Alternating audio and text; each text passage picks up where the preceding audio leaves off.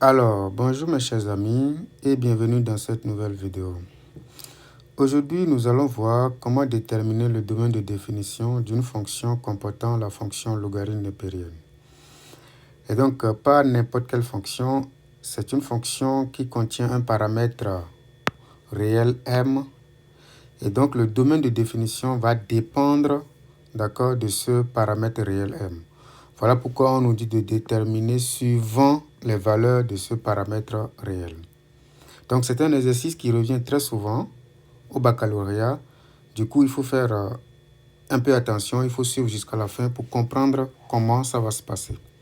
Donc déjà, puisque c'est une fonction logarithme népérienne, les conditions ne doivent pas changer, d'accord? C'est-à-dire que lorsque vous avez une fonction logarithme népérienne, on pose ce qui est à l'intérieur du logarithme népérien strictement supérieur à 0.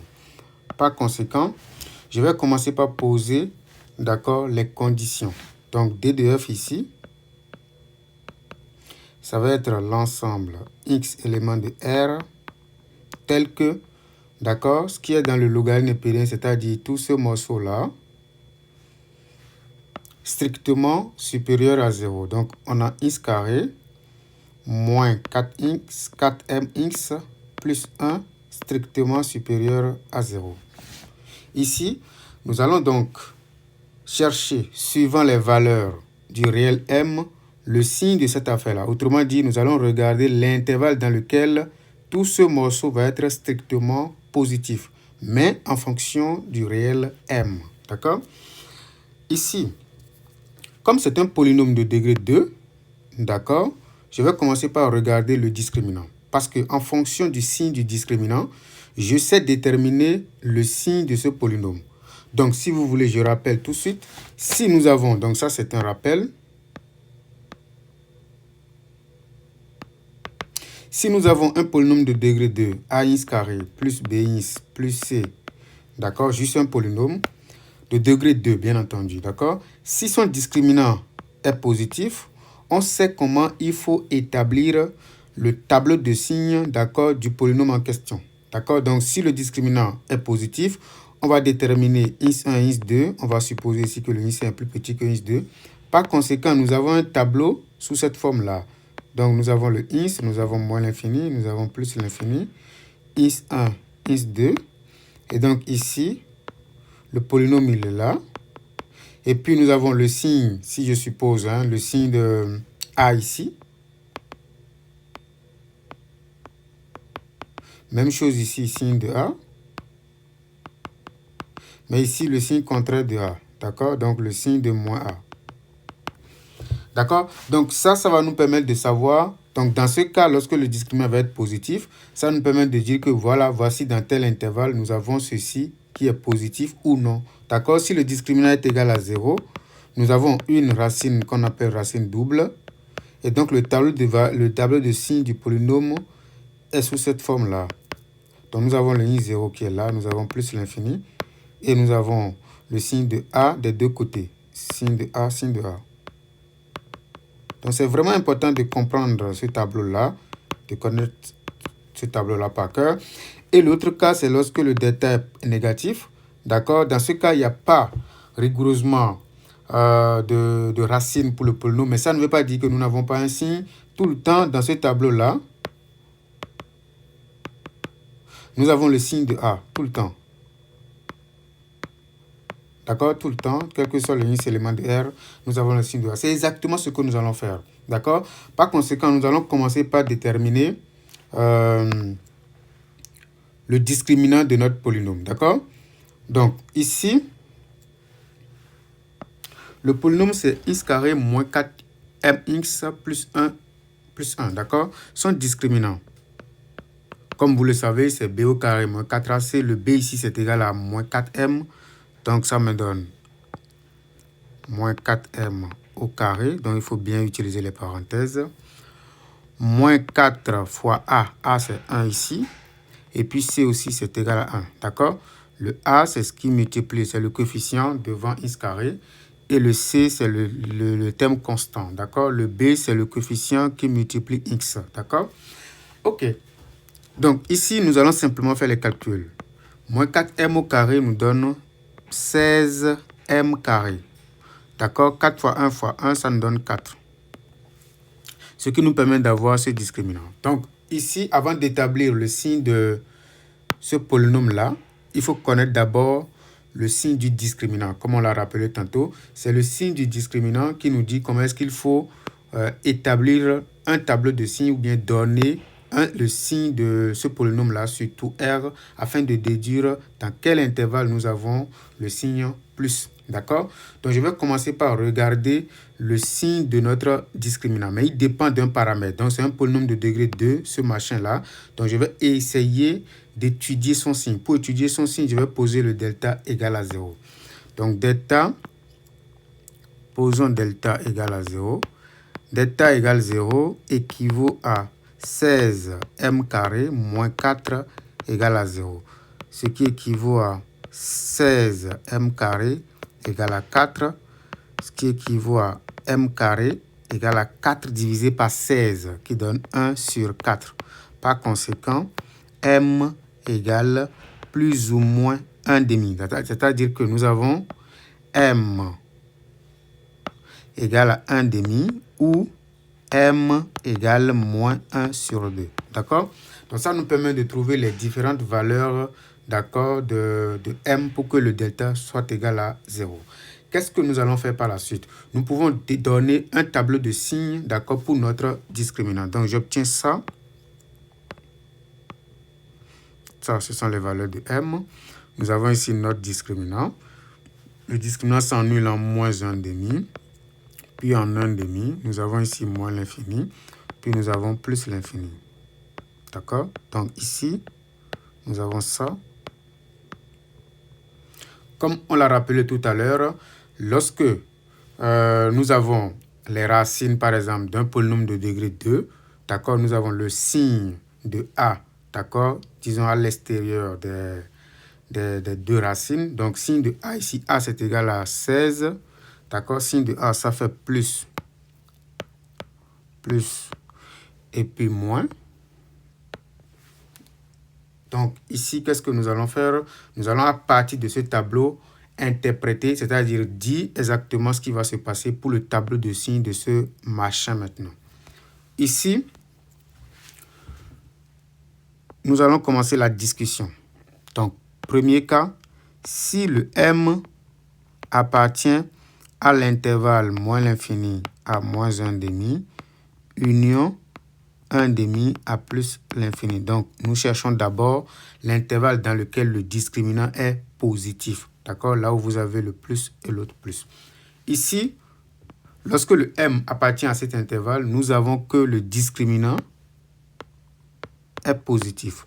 Comme le discriminant est positif, nous pouvons alors déterminer les racines, d'accord, de ce polynôme encerclé au bleu. D'accord? Donc, nous allons chercher maintenant les racines. Première racine, is1 et is2. Is1, ici nous allons dire que, alors le polynôme is carré moins 4m is plus 1 admet deux racines réelles distinctes.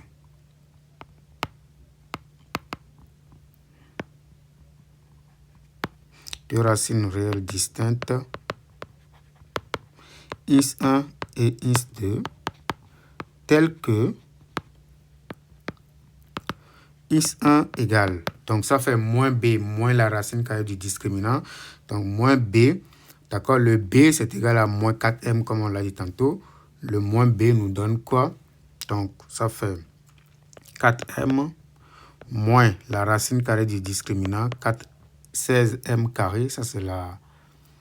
Donc ici nous avons 16m carré moins 4, ça c'est le discriminant, sur 2a sur 2, parce que le a ici c'est égal à 1. Donc on peut essayer de simplifier un peu. À l'intérieur de la racine carrée, d'accord, on peut sortir le 4, on peut le mettre en facteur, d'accord. Ça nous permet de dire que nous avons 4m moins 2.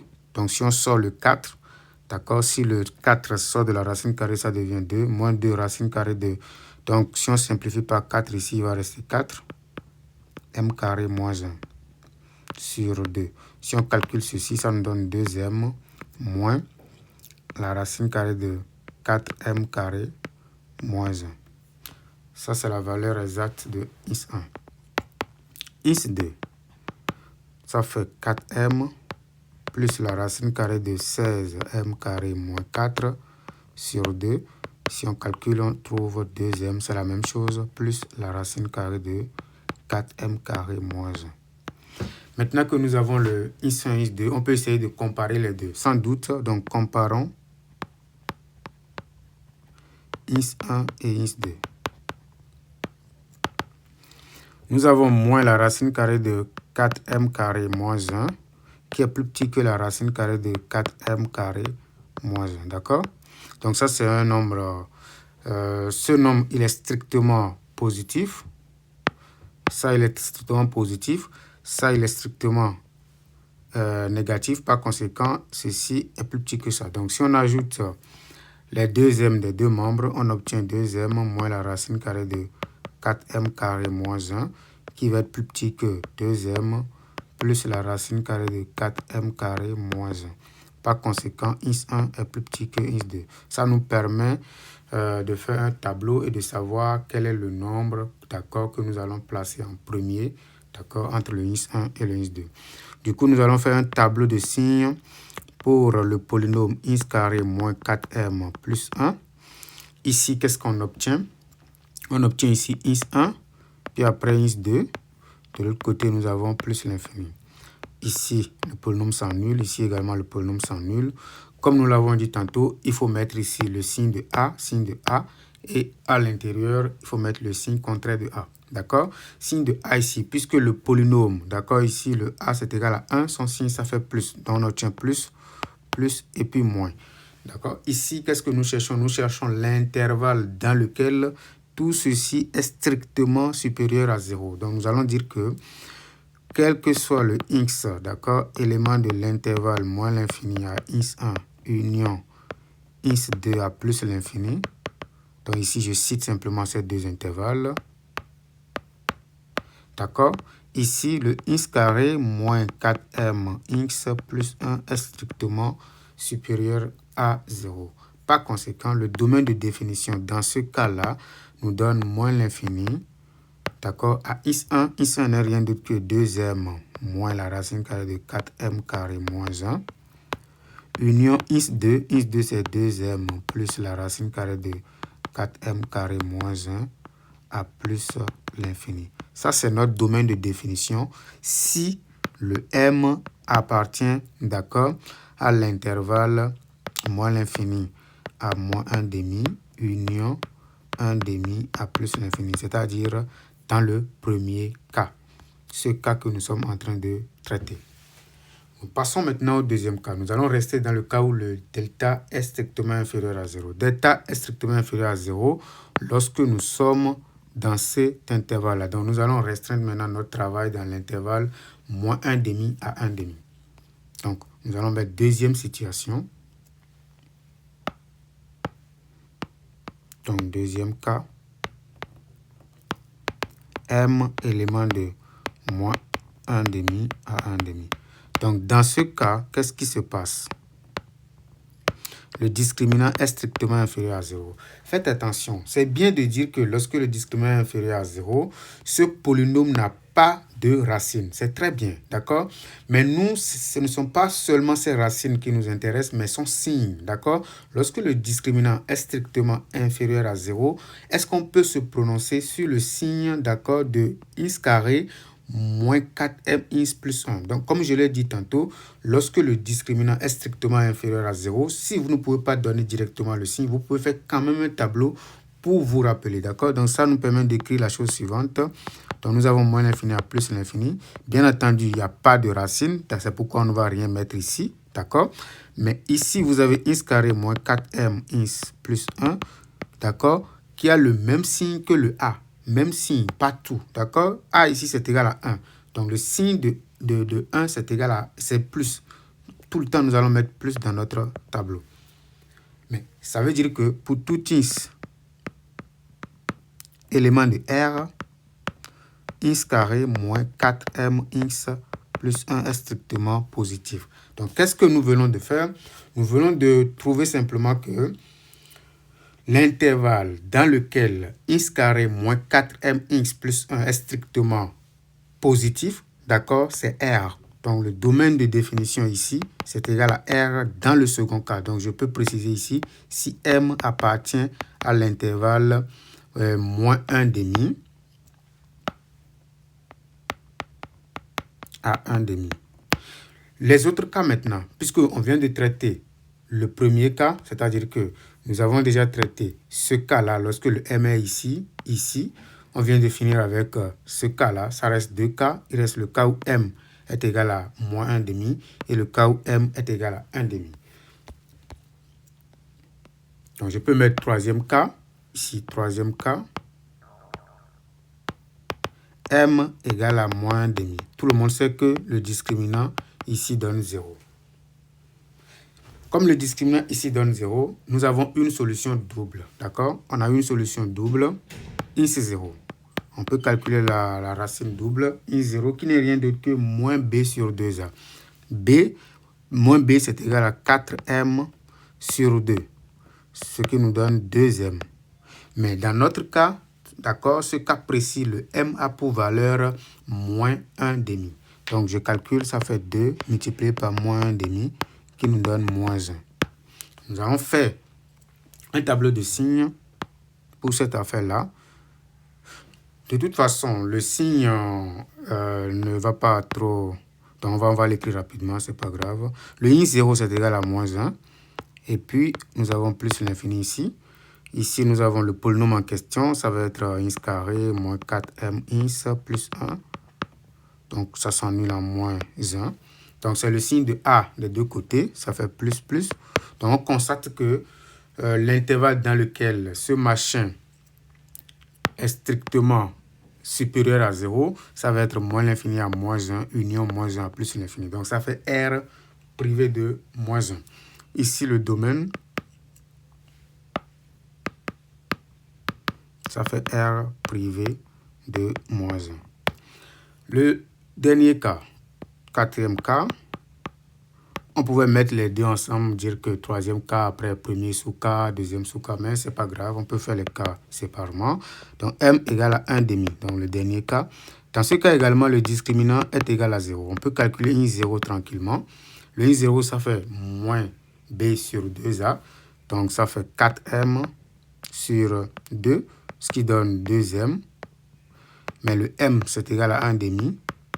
Donc ici, i0 est égal à 1. Donc, i0 égale à 1. On peut faire un petit tableau de signes également. C'est la même chose.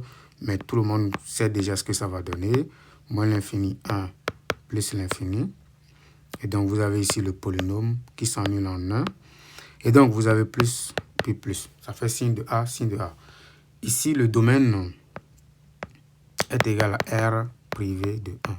Donc, nous avons les 4 cas qui nous permettent d'avoir le domaine de définition. Donc, c'est comme ça qu'il faut procéder lorsque vous avez une fonction, d'accord, qui dépend d'un paramètre et que vous cherchez son ensemble de définition. N'hésitez pas à mettre en commentaire vos avis, vos commentaires, tout ce que vous n'avez pas compris, tout ce que vous avez compris. Ça nous encourage, d'accord, de vous répondre, de vous proposer d'autres vidéos. Merci.